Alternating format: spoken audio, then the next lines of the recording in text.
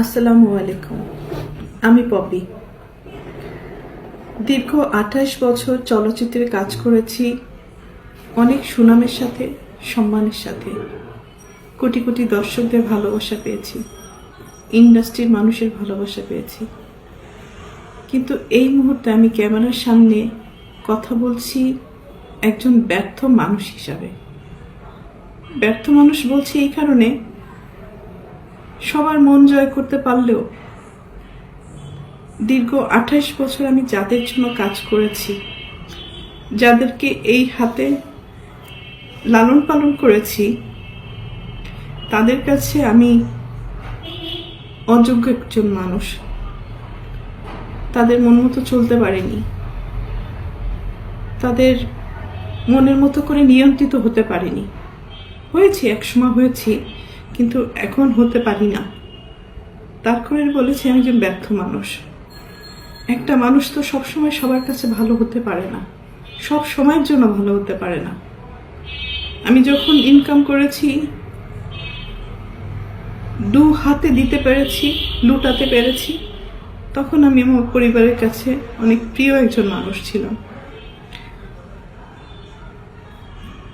এখন দিতে পারি না, হয়তো তাদের প্রয়োজন অনুযায়ী, যার কারণে আমি এখন তাদের কাছে গলার কাটা, শত্রু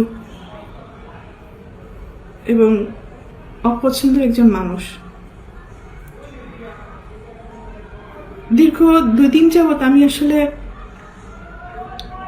দেখলাম যে আমার পরিবার কতটা নিচে নামতে পারে, কতটা হীন পরিচয় দিতে পারে, কত হিংস্র ব্যবহার করতে পারে, কত নোংরা শব্দ ইউজ করতে পারে। সাথে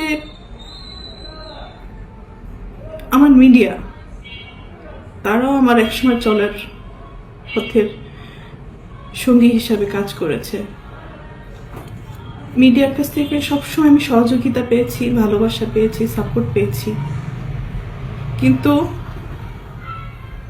আমার পরিবারের কয়েকটা মানুষের মিথ্যা কিছু কথাবার্তা, মিথ্যা অভিনয়, মিথ্যা নাটক, মিথ্যা অভিযোগ বলার সাথে সাথে যে মানুষগুলো আমাকে সব থেকে বেশি চেনার কথা, জানার কথা, সাপোর্ট করার কথা, সেই মানুষগুলো ওই মানুষগুলো আমার পরিবারের মানুষগুলোর কথা অনুযায়ী আমাকে ভুলভাবে আমার